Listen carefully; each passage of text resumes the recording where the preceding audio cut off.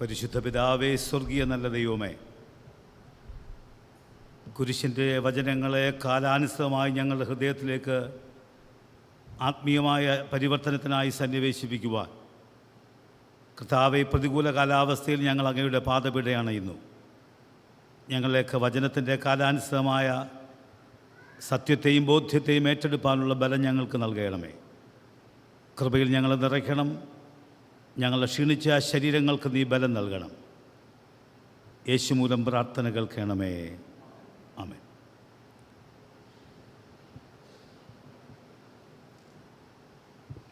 മനുഷ്യൻ്റെ നിത്യജീവിതവുമായി ബന്ധപ്പെട്ട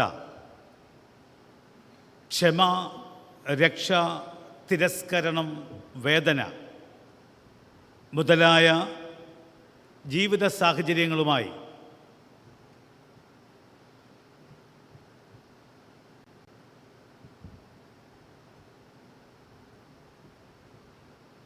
നിങ്ങളെ പുറത്തിരിക്കുന്ന ദയവുണ്ടായി അകത്ത് കയറണം.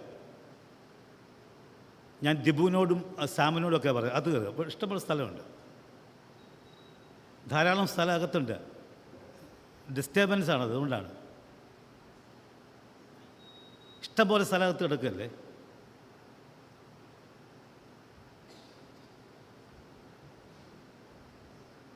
ക്രൈസ്തവ ജീവിതത്തിൻ്റെ ഈ ധന്യാനുഭവത്തിൽ അനുഗ്രഹയാത്രയ്ക്ക് പ്രചോദനമാകുന്ന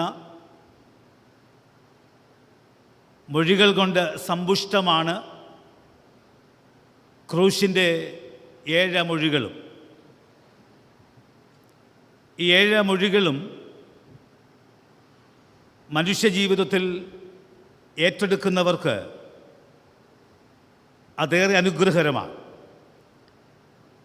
നമ്മൾ സുവിശേഷ ഭാഗം പരിശോധിക്കുമ്പോൾ വ്യത്യസ്ത വീക്ഷണത്തിൽ നിന്നുകൊണ്ട് സുവിശേഷകർ ചിലതിന് അധിക പ്രാധാന്യം നൽകിയിട്ടുണ്ട്.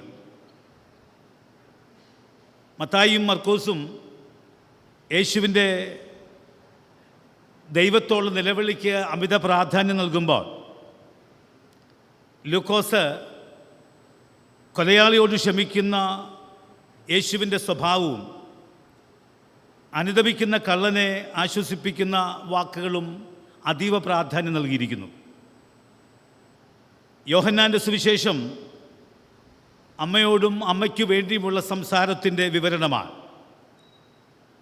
ഒപ്പം എനിക്ക് ദാഹിക്കുന്നു എന്നതിലൂടെ ഭൗതിക ജീവിതത്തിൻ്റെ അവസാനത്തെക്കുറിച്ചുള്ള ബോധ്യവും നമുക്ക് നൽകുകയാണ്.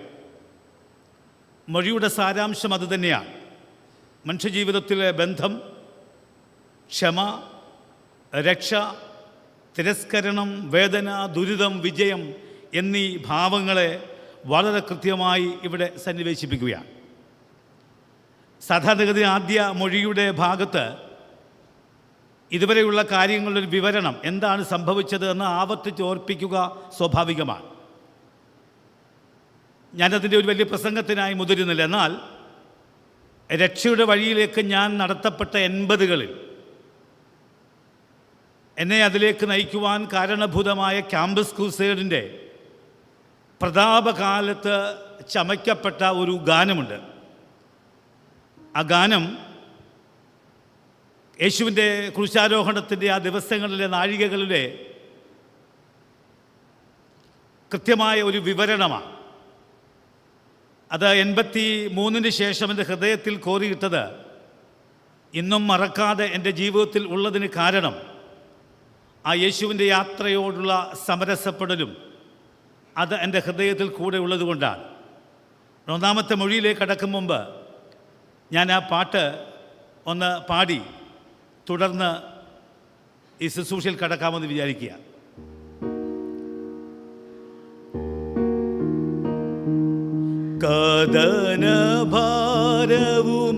കദനഭാരവുമായി മരക്കുരിശും തോളിലേന്തി കാൽവറി മലമുകളിൽ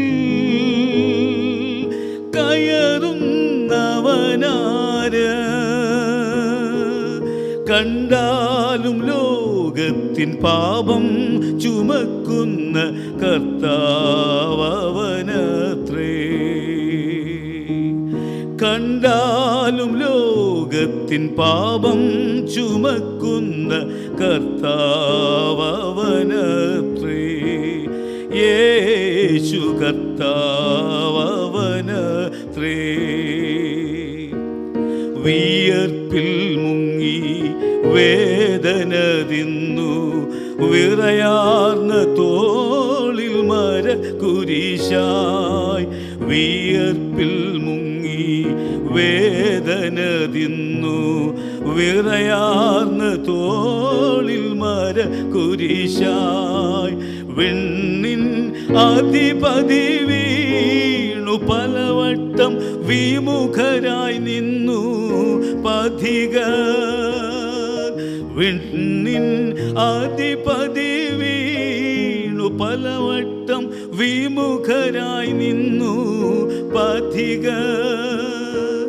കേണിടുന്നു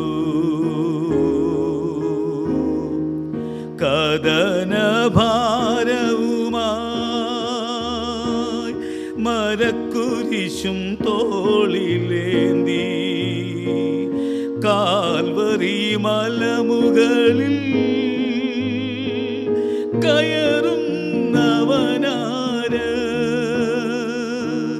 കണ്ടാലും ലോകത്തിൻ പാപം ചുമക്കുന്ന കർത്താവവനത്രേ. കണ്ടാലും ലോകത്തിൻ പാപം ചുമക്കുന്ന കർത്താവവനത്രേ. യേശു കർത്താവവനത്രേ. കണ്ടാലറിയാത്ത വിധമേത വിരൂപനായി തീർന്നു അടികളാലേ. കണ്ടാലറിയാത്ത വിധമേത വിരൂപനായി തീർന്നു അടികളാലേ.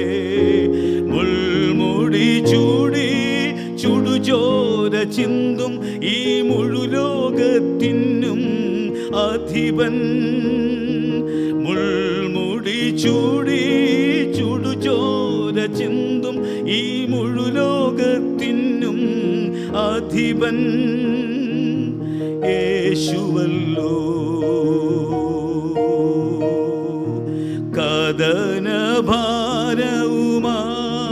കദനഭാരവുമായി മരക്കുരിശും തോളിലേന്തി. കാൽവരി മലമുകളിൽ കയറുന്നവനാര്? കണ്ടാലും ലോകത്തിൻ പാപം ചുമക്കുന്ന കർത്താവവനത്രേ. കണ്ടാലും ലോകത്തിൻ പാപം ചുമക്കുന്ന കർത്താവവനത്രേ. യേശു കർത്താവവനത്രേ.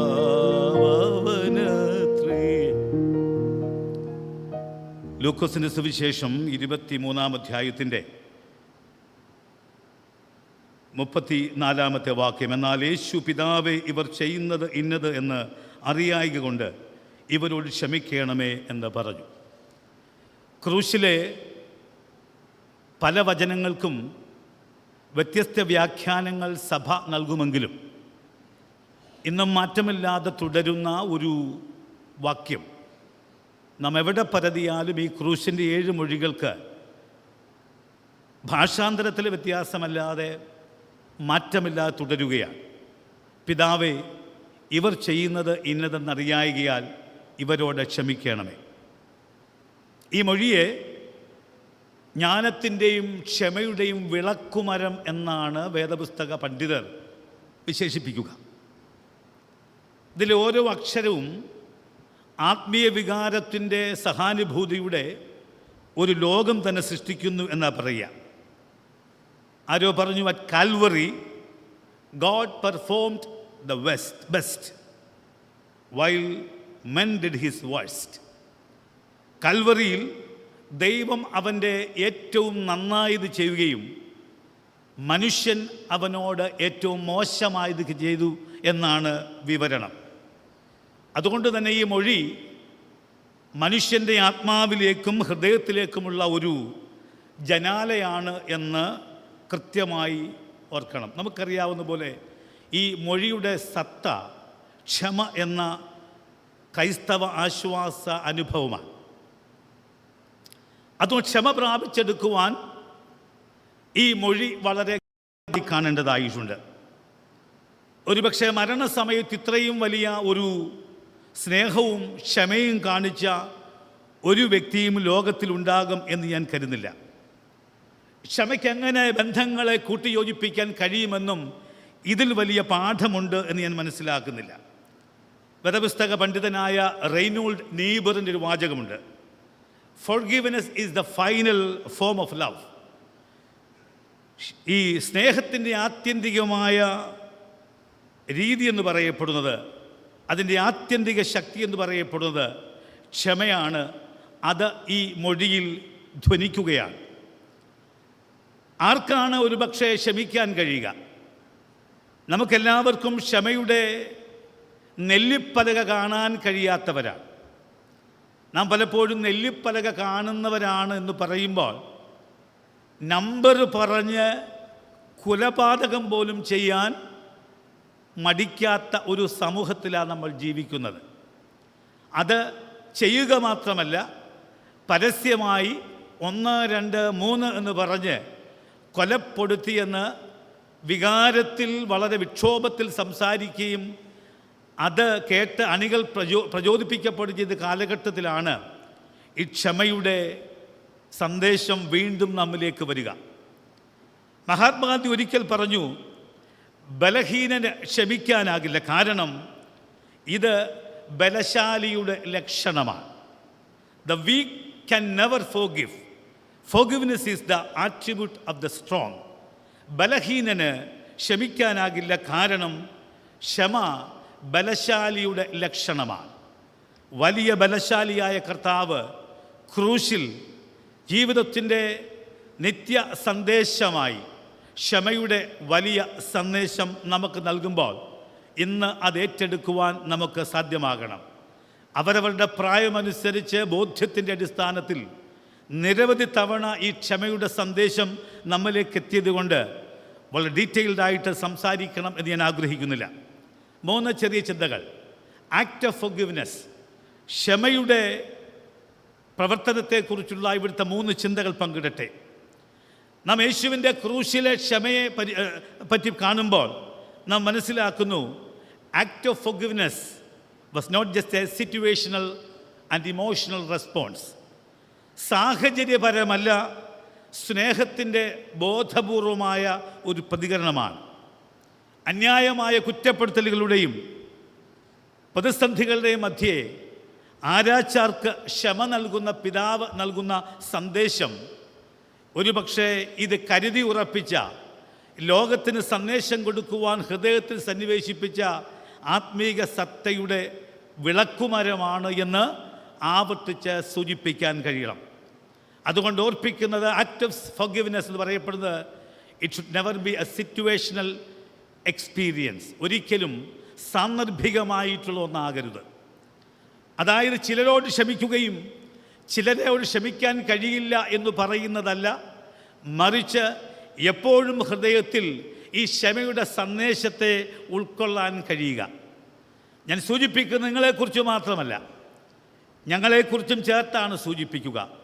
ഞാൻ ആവർത്തിച്ച് സൂചിപ്പിക്കട്ടെ. ചില സന്ദർഭങ്ങൾ ഒരു പ്രാവശ്യം പറഞ്ഞതാണ്. ചില സന്ദർഭങ്ങൾ അട്ടാലിലിരുന്ന് തോമസ് സാമുവൽ തിരുമേനി ചിരിക്കുന്നത് ഞാൻ കണ്ടിട്ടുണ്ട്. ആരും ഒന്നും പറയുന്നില്ല, പക്ഷേ ഒരു അന്തർ സംസാരം നടക്കുന്നുണ്ട്. അതൊരു എന്താ പറയുക, ഒരു തമാശയുടെ അല്ല, മറിച്ച് അദ്ദേഹം ഇടപെട്ട മേഖലയിലെ ചില സന്ദർഭങ്ങളെ ഓർത്തെടുക്കുകയാണ്. എന്നാൽ അതേ അൾത്താരയിൽ പലപ്പോഴും ഞങ്ങൾക്ക് കരിമിച്ച മുഖത്തോട്, കരിമ്പൂച്ച മുഖത്തോടുകൂടി വളരെ കഠിനമായ സഭക്കാരെ എങ്ങനെ പീഡിപ്പിക്കണമെന്ന് ഓർത്തുകൊണ്ട് ഇങ്ങനെ കടുമ്പിച്ചിരിക്കാനായിട്ടും കഴിയും. ആക്ട് ഓഫ് ഫോർഗിവ്നെസ് എന്ന് പറയപ്പെടുന്നത് it's not a situational response. If God imprinted something in your mind, ഹൃദയത്തിൽ ചിലത് പതിപ്പിച്ചിട്ടുണ്ടെങ്കിൽ അതെപ്പോഴും ഉണ്ടാകണം. ഇത് സാഹചര്യത്തിന് ഒത്തുമാറേണ്ടതല്ല എന്ന് യേശു പറയുന്നു. ദുരിതാനുഭവത്തിൽ ആരാച്ചാർക്ക് പോലും ആ ക്ഷമ നൽകുകയാണ്. രണ്ടാമത്തെ ഒരു ചിന്ത, act of forgiveness augments spiritual growth. ക്ഷമയുടെ ആ ഒരു പ്രവൃത്തി നമുക്ക് തന്നെ ആത്മീക വർധന വരുത്തുകയാണ്. ക്ഷമ ആത്മീക വളർച്ച വർദ്ധിപ്പിക്കും, ദൈവകൃപയുടെ പൂർണ്ണതയും നേടിത്തരും. എൻ്റെ സുഹൃത്ത് കോയമ്പത്തൂർ മഹായിടവകയിലെ ചാൾസ് എന്ന ഒരു വൈദികനുണ്ട്. അദ്ദേഹം സാധാരണ റീലുകളൊക്കെ ഇങ്ങനെ വിടുന്ന ഒരാളാണ്. നല്ല ഫ്ലുവൻ്റ് ആയിട്ടുള്ള ഇംഗ്ലീഷിൽ വിട്ട ഒരു റീൽ ഈ ഇടയ്ക്ക് ഞാൻ ശ്രദ്ധിച്ചു. അദ്ദേഹത്തെ അപ്രീഷിയേറ്റ് ചെയ്യുകയും ചെയ്തു. അത് വിശാലമായൊരു കാര്യമാണെങ്കിൽ തന്നെയും എൻ്റെ ഒന്ന് രണ്ട് വാക്കുകൾ വളരെ കൃത്യമായി നിങ്ങളിലേക്ക് പറയട്ടെ. അദ്ദേഹം പറയുക, the more you carry enmity within you, it hurts your self not others. ഹൃദയത്തിനകത്ത് നിങ്ങൾ ഒത്തിരി വൈരുദ്ധ്യാത്മക ചിന്തകൾ സൂക്ഷിക്കുമ്പോൾ അത് നിങ്ങൾ ആരെക്കുറിച്ച് ചിന്തിക്കുന്നോ അവർക്കല്ല അപകടമാകുന്നത്, നിങ്ങൾക്ക് തന്നെയാണ്. ആവർത്തിക്കൂ, the more you carry enmity within you, it hurts your self not others. So forgive, don't take those things in your heart. അതുകൊണ്ട് അത്തരം കാര്യങ്ങളെ ഹൃദയത്തിലേക്ക് എടുക്കരുത്. അദ്ദേഹം അവസാനം പറഞ്ഞ വാചകം എനിക്ക് വളരെ ഇഷ്ടപ്പെട്ടു. ഫോർഗിവ്നെസ്സിന് സാധ്യതയില്ലാത്ത സാഹചര്യങ്ങൾ എങ്ങനെയാണ് ഉണ്ടാകുന്നത്? അദ്ദേഹം പറയുന്നു, they are instruments in the hands of God teaching you some lessons. ക്ഷമിക്കാൻ കഴിയാത്ത ഒരു പ്രതികരണം നിങ്ങളുടെ സുഹൃത്തിൽ നിന്നോ സഭാംഗത്തിൽ നിന്നോ നിങ്ങൾക്കുണ്ടാകുമ്പോൾ ഓർക്കുക, ആ ഒരു പ്രതികരണം നിങ്ങളെ ചില നല്ല പാഠങ്ങൾ പഠിപ്പിക്കാൻ വേണ്ടിയുള്ളതാണ്. ഇംഗ്ലീഷ് ഇഷ്ടപ്പെടുന്നവർക്ക് ഞാൻ വീണ്ടും വായിക്കുകയാണ്. The more you carry enmity within you, it hurts your self not others. So forgive, don't take them into their hearts. They are instruments in the hands of God teaching you some lessons. അതുകൊണ്ട് ക്ഷമിക്കുക എന്ന് പറഞ്ഞാൽ നമുക്ക് ആത്മീക വർധനവിനുള്ള ഒരു മുഖാന്തരമാണ് എന്നോർക്കുക. മൂന്നാമത്, act of forgiveness inspires us to cast away the burden of impatience. ക്ഷമ എളുപ്പമായ കാര്യമല്ല. അതിന് വിനയം വേണം, അതിന് സഹാനുഭൂതി വേണം. ഇത് അത്യാവശ്യമാണ്. അതുകൊണ്ട് ക്ഷമയുടെ നല്ല മൂല്യത്തെ ഹൃദയത്തിലേക്ക് സന്നിവേശിപ്പിച്ചാൽ നിങ്ങൾക്ക് അക്ഷമയുടെ ഭാരത്തെ അകറ്റിക്കളയാൻ കഴിയും. യേശുതമ്പുരാൻ ക്രൂശിൽ കിടന്ന പറയുന്ന മൊഴികൾക്കകത്ത് പാപമോചനത്തിൻ്റെ ധ്വനി നമ്മൾ കാണുന്നുവെങ്കിലും പാപമോചനം തെറ്റിനെ ന്യായീകരിക്കുകയല്ല, മറിച്ച് കുറ്റവാളിയും സൃഷ്ടിതാവിൻ്റെ രക്ഷിതാവിൻ്റെ സ്വന്തമാണ് എന്ന ബോധ്യം കൊടുക്കുക മാത്രമാണ് ചെയ്യുക. പാപമോചനം തെറ്റിനെ ന്യായീകരിക്കുകയല്ല. ഒരുവനോട് ക്ഷമയോടെ പ്രവർത്തിക്കുമ്പോൾ അവൻ്റെ തെറ്റിനെ നമ്മൾ അംഗീകരിക്കുകയല്ല, മറിച്ച് അവനും സൃഷ്ടിതാവിൻ്റെ സന്തതിയാണ് എന്ന അംഗീകാരം നമ്മൾ കൊടുക്കുകയാണ്. നെൽസൺ മണ്ടേല ഒരു വാചകം പറഞ്ഞ് ഞാൻ അവസാനിപ്പിക്കുകയാണ്. നെൽസൺ മണ്ടേല പറയുന്നു, forgiveness liberates soul. It removes fear. That is why it is such a powerful weapon. ക്ഷമ നമ്മുടെ ആത്മാവിനെ വിമോചിപ്പിക്കുന്നു, അത് നമ്മുടെ ഭയത്തെ ദൂരീകരിക്കുന്നു. അതുകൊണ്ടാണ് ഇത് ഏറ്റവും ശക്തമായ ഒരായുധം എന്ന് പറയപ്പെടുന്നത്. ഈ ക്രൂശിലെ മൊഴി ഏറ്റെടുത്തുകൊണ്ട് ഇത് സാഹചര്യപരമായ ഒരു ക്ഷമയ്ക്കായി സജ്ജമാകാതെ ഇത് ആത്മീക വർധനവിനുള്ള ഒരു പ്രചോദനമെന്നോർത്തുകൊണ്ട് ഒരുപക്ഷെ നമ്മുടെ ക്ഷമയുടെ ഭാരത്തെ വലിച്ചെറിയുന്ന ഒരു വിളക്കും ഒരു മൊഴിയായി ക്രൈസ്തവ ജീവിതത്തിൽ ഉയർത്തിപ്പിടിക്കേണ്ട ഒരു വലിയ വിളക്കായി ഇതിനെ കാണുവാൻ ദൈവം നമ്മെ സഹായിക്കട്ടെ. അതിനായിട്ട് ദൈവത്തിൻ്റെ പരിശുദ്ധാത്മാവ് നമ്മെ നിത്യവും നിരന്തരമായി നടത്തുകയും പരിപാലിക്കുകയും ചെയ്യുമാറാകട്ടെ.